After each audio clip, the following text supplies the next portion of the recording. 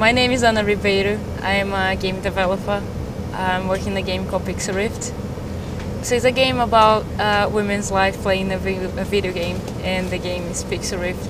So she started the game and she's a baby in the 70s, so you play this game through the history of video games, and this game evolves. So imagine the first level you're playing IDC, and then the second level you're playing Atari and arcade machines, and then you go through time and she's like 10 and she plays NES, and then she's playing Pixel Rift in the Game Boy at school, and then she goes farther in time until this game goes 3D.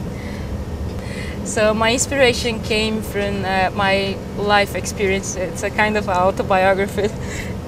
So I really like the idea of coming back in time and playing games like we used to play in the 80s, and like 2D platform game, and I see this game changing. So I really like to remember like playing like Mario and Zelda, and see this game changing, time evolving, and you're so excited, oh, let's see how this game is going to look like. And I really want to make a game that bring this feeling again, and that transport people in time back to the past, and like 80s, 70s, and which it kind of it's where I came from. I used to play games when I was a kid, when I was 3 years old, and have 3 brothers, so I'm lucky to have 3 brothers to play games during all my life. Otherwise, if I was just a girl, I wouldn't have my parents buy me games, so I could play together. The first time I played a virtual reality game, it blows my mind. It was something like, oh my God, that's different. That's something I don't feel this long time ago. This is like something new. It's something that I can see. It is a different media, it's a new media, and so many things you can do with it. And virtual reality always intrigues me, and many people, of course. So I always want to work with virtual reality. And then when it came to this year, I'm in the second year of a games course. So we're doing this Masters in Game Design in NFTS, in the National Film and Television School. And we have to do a whole game in 1 year. So when it came across to this, you have to decide and do anything you want. So they just say you can do whatever you want. So I was like, if I can do whatever I want, I'm going to do a game for the virtual reality, for the Oculus Rift. So the course I'm doing, the Masters in Game Design and Development at National Film School, it is 2 years course. It's basically, I would say it's a really challenging course, because it is more work production course. So that's what I like about it. It's more like we're producing, we're actually making games, and we work with people from other departments. So I have the opportunity to work with people that are making films. So I have in my projects cinematographers, screenwriters, composers, sound designers, writers. It's a good way actually to get the experience to work as a producer as well, and having this whole team working together. And in my game specifically, I found a way to actually use a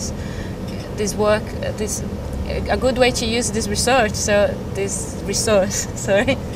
So I found a good way to use this research in my project.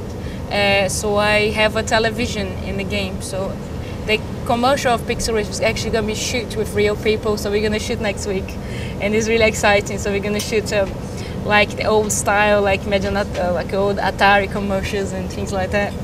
So we have a boy playing a game. He's going to be really cheesy, really old effects with lightning coming from the television. So I have special effects, and everyone working is excited as well, because they're going to be able to do something old style. So it's pretty exciting for everyone.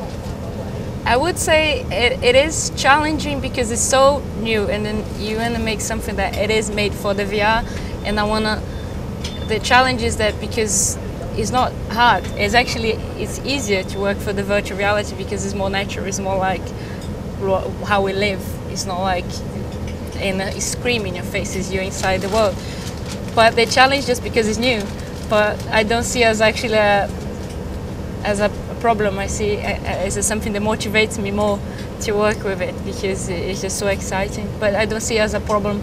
I see it as a challenge, and it just pushed me beyond.